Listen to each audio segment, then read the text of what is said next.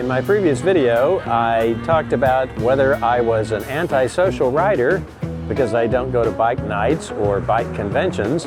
But to prove I'm not completely antisocial, I am riding today in the Distinguished Gentleman's Ride. So we're going to take a look at some of the bikes. We're here at Eurotech in Oklahoma City, where they sell all kinds of bikes, BMW, Ducati, Royal Enfield, and we'll see the bikes out here in the parking lot as well. Let's take a look. I don't even know what this is. Oh, it's a Honda, now I can see. A very old Honda that's been converted to a cafe racer. It's a cool bike. Really like this puppy. Very windy here today in Oklahoma City. Super windy. We got a nice Husqvarna here.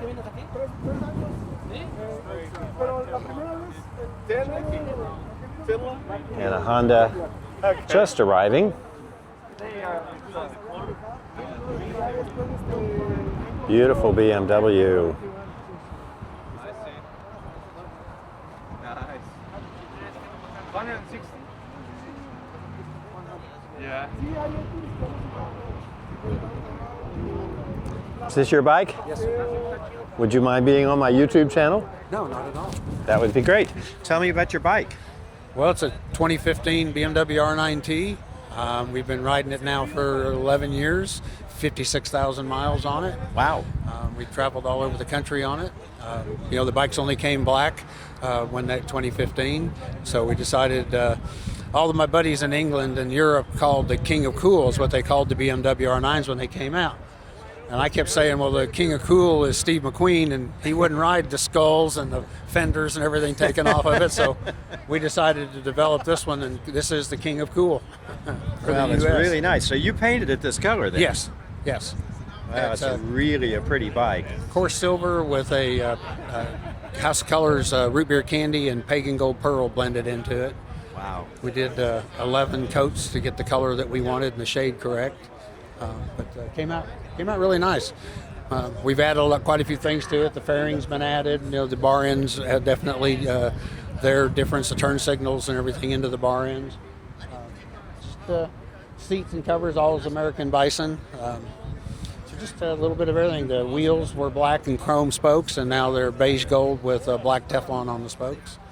So we just had a lot of fun. Well, that's great. Thank you so much for telling me about it. All right, you're welcome. Thank you. And next on the line, we got a Ducati Monster here. Not sure what year this is, but it's a lovely, lovely monster.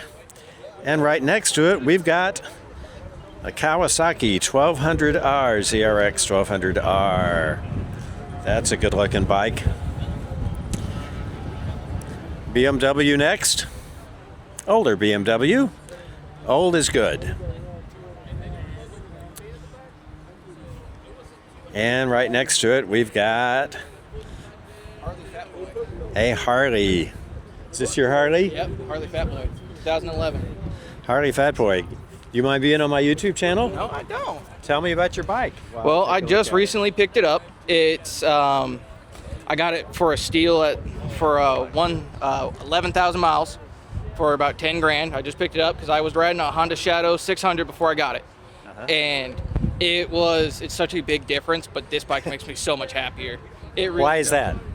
Oh, the size difference, the fun of it, and just actually owning that Harley. It's so much easier, it's so much better, and it allows me to put a little bit more power behind it than trying to squeeze every little mile per hour out of that Honda. It's a whole different experience, and I really enjoy it a lot more. Well, that's super. What's your name? River. River. I'm Bob. Nice to meet you. So you moved up from the Shadow to the much bigger bike. Yep, I had to. That Shadow didn't have enough power for me. So it's a lovely Harley. It is. I love the matte black, and it's gonna be with me until I die. I'm gonna take care of it. Another Harley next to it. People are saying in my previous video that I kind of was a bit hard on Harleys and Harley rider. I am not anti-Harley at all. I think the bikes are quite nice, although too big for me, too heavy for me, and rather expensive. But they are beautiful bikes. There it is, really a lovely Harley. And right next to it, we have something quite interesting. I don't know what this is, but I'm going to find the owner and find out. So I have learned that this is a Cushman, which is pretty old, and paper boys used to use them to throw their papers, and there was a three-wheeled version that the Oklahoma City police used for meter maids to go around and check the meters, so that's hilarious. Very old and lovely bike. We got another Ducati Monster here, and right next to it, a beautiful Triumph. Look at the colors on this Triumph. Man, that is fantastic. What a good-looking Bonneville that is.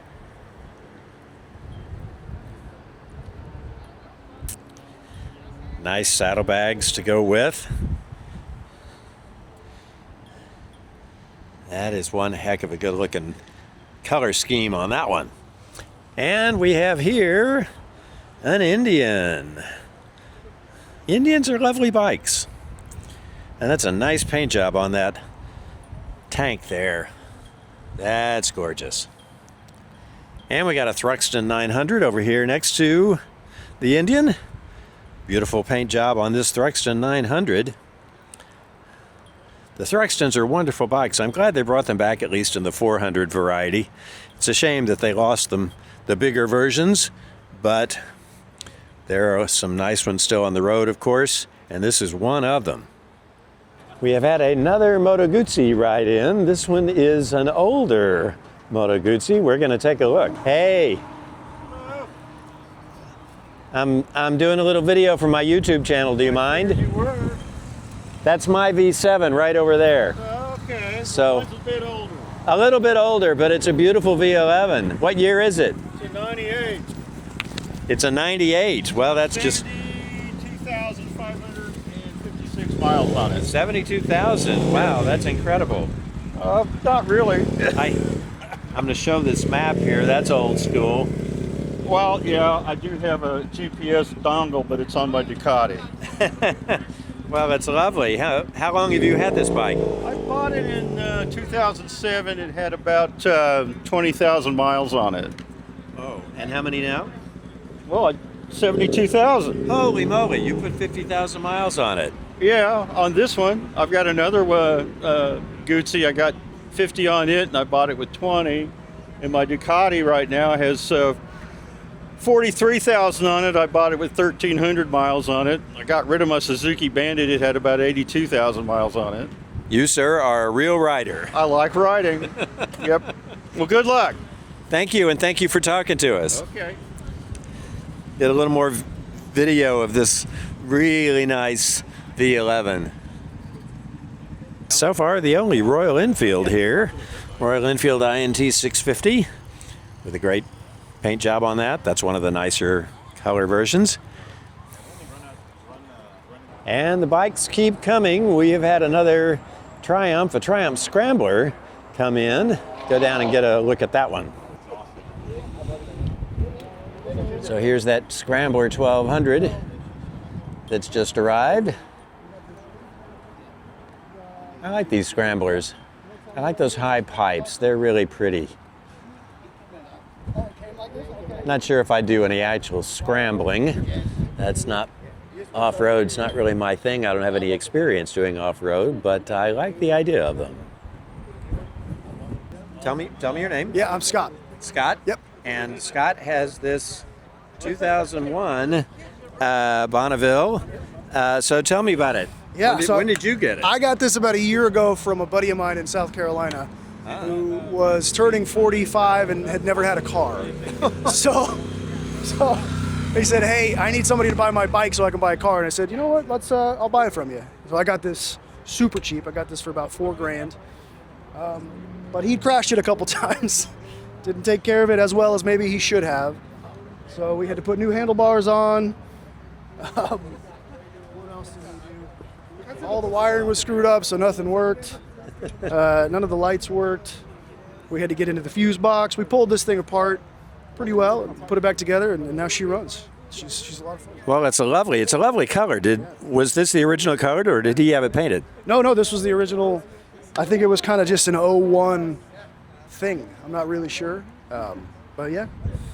got a couple of dents, and it's got some character to it. Yeah, the gas tank there has a little patina, as we might say. Patina? Is that what it's called? That's funny. A little character. Yep.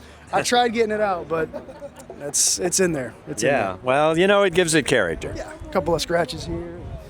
But yeah, it's an old car model, and I love it. Red's great.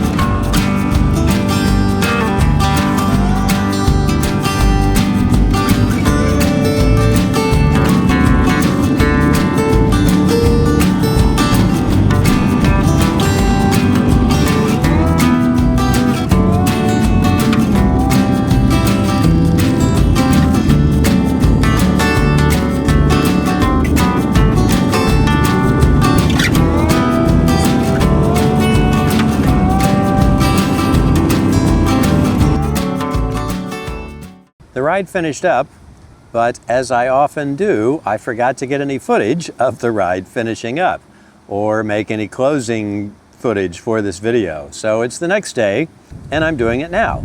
But that's good because it's given me some time to reflect on the experience and think about how I feel about it. I really enjoyed the ride.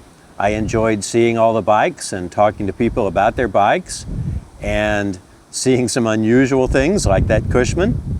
But the ride itself, I found a little stressful. Perhaps because there were so many people. There were 30-some bikes riding, and so motorcycles were constantly zipping by me or slowing down right in front of me. And because the route was rather circuitous, we wandered around through downtown Oklahoma City quite a bit. We were turning, making lots of turns, so there were constantly bikes turning at corners as I was turning at the same corner, and I really had to pay attention to not only my line but my spacing to make sure I wasn't crowding into somebody else or they weren't crowding into me. So the ride was not that enjoyable. I found it actually a little stressful. But overall, it was a good experience, certainly because it's a great charity, it's for a worthy cause. And it was nice to talk to the people. I met some new people, I made some new connections, and we had a nice chat during lunch afterwards where we stopped. But would I do a group ride like this without there being a charity event? Probably not, because I didn't really enjoy it all that much. Will I do the Distinguished Gentleman's Ride again? Sure, absolutely. It is a worthy cause, and so next year I'll be back to do it again. But for riding with others, I think I'll probably limit it to 1 or 2 people at most, and probably most of the time I'll continue to ride alone. So that's it. The Distinguished Gentleman's Ride for 2026 is wrapped up, and so is this video. Thank you for watching. Please subscribe if you haven't already, and I will see you in the next one.